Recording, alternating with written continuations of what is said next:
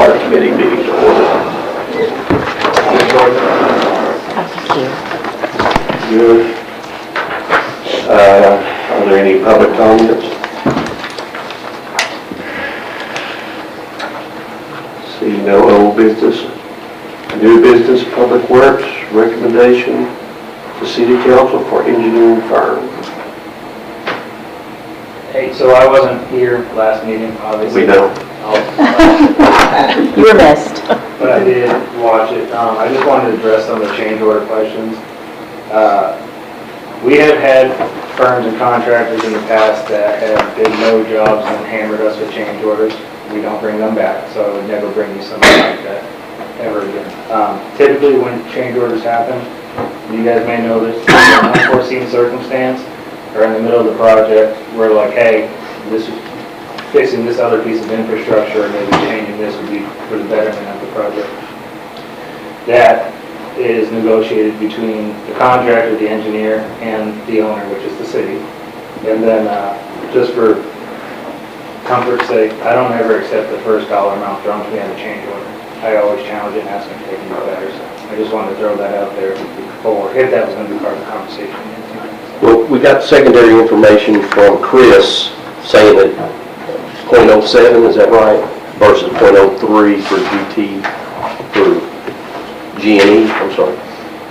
So, you know, we were trying to get an idea of whether those were cost overruns or whether those were, how they were driven. Yeah, I just wanted to throw that in because I wasn't here to say that. Seeing how you've used both firms multiple times, that doesn't seem to be an issue. I would never bring back something who's done us a cost overrun, and we've had it in the past. Everybody has it.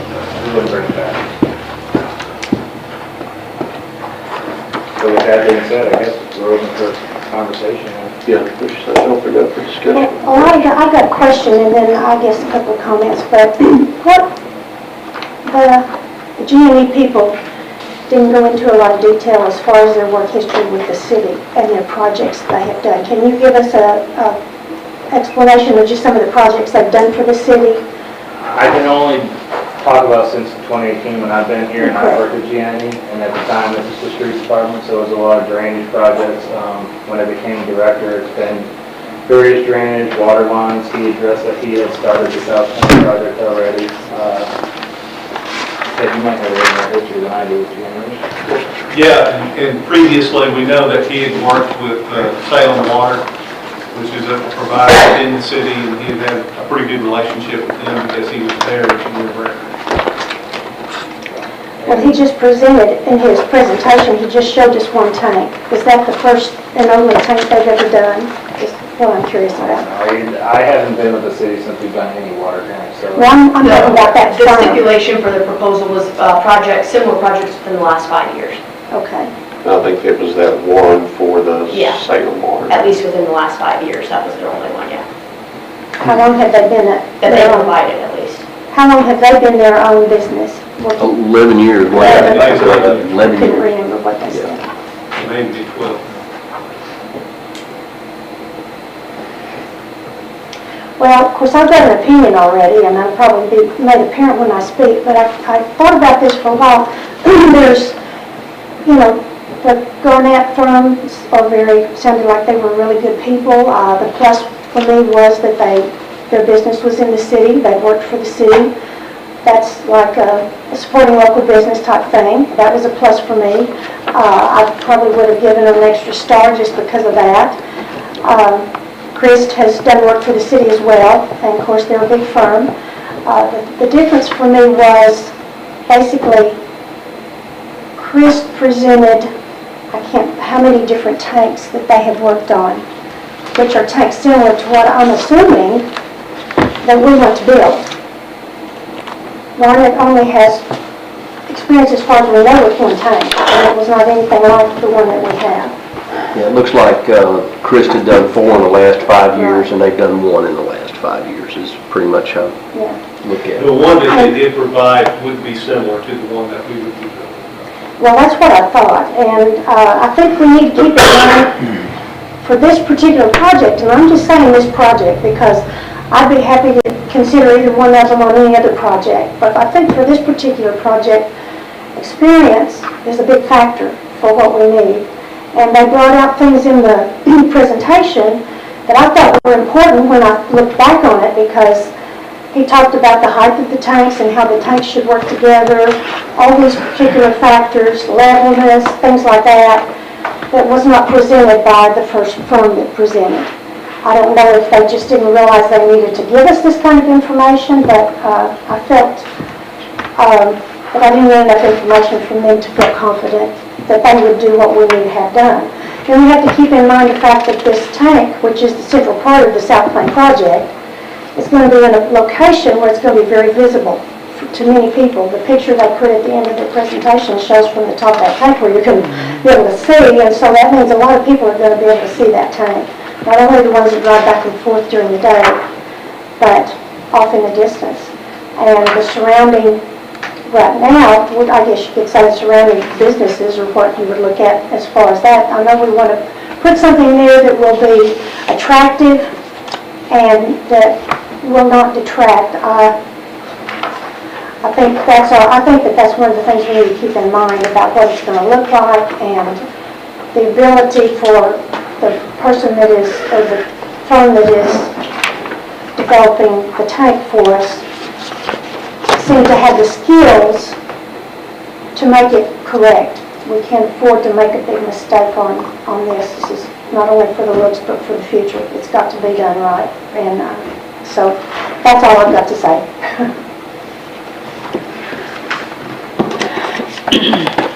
Are they here for us to ask further questions? No. Okay. Were they invited? Or did they just not come?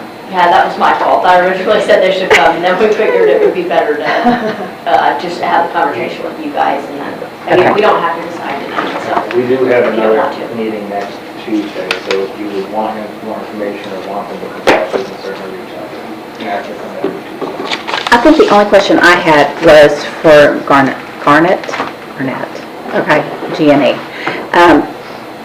Something that was covered by Chris was the subcontractor for the inside of the tank, the lining and the inspection. And when I went through the book that they provided, I did not find that information with G&E. And so that if they were going to be here tonight, that was my only question, because that, like you said, that was a much more thorough presentation by Chris. But once I got into the details here with them, you know, a lot of the things that were covered there are here, but that was just one in particular.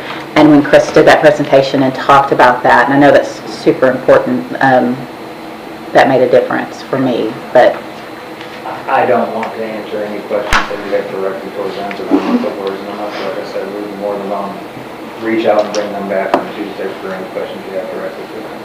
I mean, I assume that is something that is so inspected and controlled, and there's so many environmental issues with that at this point that it's just understood that is, but it just wasn't addressed, so. I would think it'd be understood. Yeah. Well, I think both firms, I mean, they were the top of the list. They tied. They both do work with Bryant, so, you know, even if the one that's not picked, I don't think that, you know, we should not use them in the future. It's just we're looking for this one project. I agree the Garnet, you know, I like their hometown presence. I like that a lot, but the Chris, whenever I got in and started digging deeper, the experience they have building the towers, and the more detail they went into, I think outweighs that hometown, just in my opinion. I've struggled with the fact that, yes, the presentations were pretty unbalanced, but I don't know that it was a reflection of their work. I know, obviously, yeah, Chris has way more experience, but yeah, I wanted to bring them back and say, okay, let's have a little more time with, you know, with them, to let them kind of, because I felt like that Chris had so much more experience, yes, with the tanks, but with the presentations. So, and I'm not so sure that was a good representation of G&E. What is the timeline on starting and having this online? I mean, as soon as possible, what we are asking council tonight to reallocate the 900,000 of the 2 million that was allocated to the meter project to this project. And we don't have a contract or an engineer picked, obviously, for the 900,000. So just whenever a contract or an engineer is picked, we'll sign a contract for the 900,000. And then once we're through the 900,000, obviously. And We wouldn't want a contract later than December council. Yeah, because we have the ARC money, explain how they were gonna fund it and they're not funding it, what happened on that? That was kind of a personal choice on our part as far as right now. I think it probably makes more sense on this project to go with private funding. We've had a lot of discussions about it. We've talked with Stevens, if they can even come close to matching NRDs. You know, obviously we'll bring all that back once we finally decide, but they've got to sell bonds first. We kind of have to see November, they'll sell bonds, and then we'll see what their new interest rate will be for 2025. But either way, when we talk with them, Stevens could definitely compete. Private funding could compete just because of the complexity of the project. You don't want to borrow too much from NRD, right? The state revolving funds, we know Lift Station 5 has better chances of getting a lower lending rate than this project does. So just kind of a little bit of give and take, which we can definitely get into detail about. How are we paying for this project? Is it gonna be bonds or is it gonna be out of general funds, No. capital improvements? It'll be a bond and it'll be paid out of the infrastructure fee that we collect. Okay. And at this point. So there were no prices with this, we're just picking which firm we think would do the You're best job. you're in a little bit of crisis because we're using ARPA money. And ARPA money has to be allocated by the end of 2024 and spent by 2026. Spending it by 2026 won't be an issue, but we do have to allocate it early. What kind of money is it? ARPA, American Rescue Fund. But I'm saying they didn't submit prices. That's the question I was about to ask. One of them is quite a bit higher, Yeah. they're both equal. That's, We don't know. So you're allowed, after this, after your selection, the negotiation begins, in which case a price will be arrived at, in which that price will come back. And if you can't reach a fair, reasonable solution, then it goes to the next person on the list. So you'll just negotiate with the person, the one we select first? That's correct. Okay. So basically, we're voting to give them negotiation. First negotiation, First rights. first rights. Correct, first I said. Does Chris have other jobs on her schedule that will interfere with ours? I have no idea what their share on the schedule is. You hope that no one would submit a proposal if they didn't have the time or manpower to correctly do that. Generally, the other proposal is the team will dedicate to it and manage that. Yeah, he did stress at that meeting, the two men that were with him were going to be appointed for this project, and he would be overseeing them, so. Yeah, he's got his, Chris has his team in here. I just, because you're on a financial crunch, actually, you're in a time crunch as far as using particular monies. Yeah, well, what I was saying is we're picking the firm that we think would do the best job based on their experience. And if they come back with a price that we just can't agree on, then we're not tied into them because we picked them because of experience. Man, that's more, well, than I know. Not That's based on the RFP process. The request for proposals, no. Like Ted said, if we can't come to a reasonable price that we all agree on, we have the right to go to the next one and negotiate a different price. And if they also can't do it, then we go to the next one, and then if we go through all five, or we just don't want, we don't have to go with it. So has the city of Brown ever had an issue after you received the price of the project that you couldn't negotiate and get it for what we needed to do?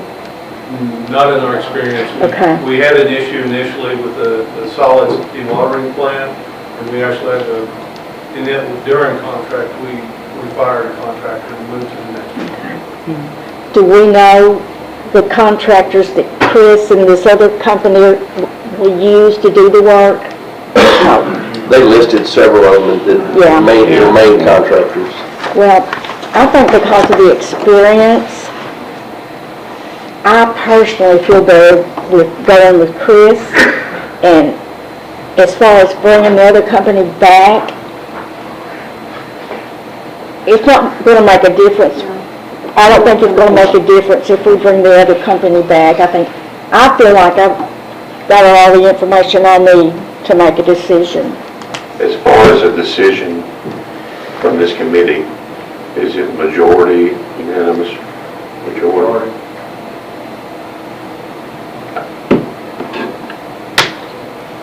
Make a motion.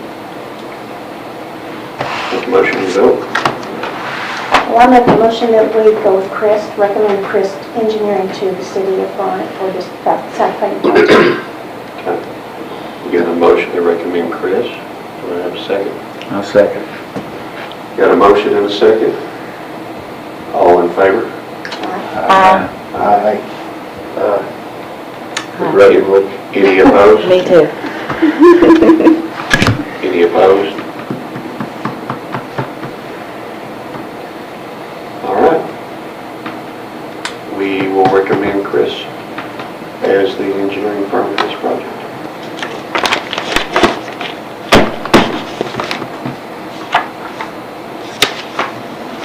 Now, One more motion you need? I make a motion, we go to the house. I second. All in favor?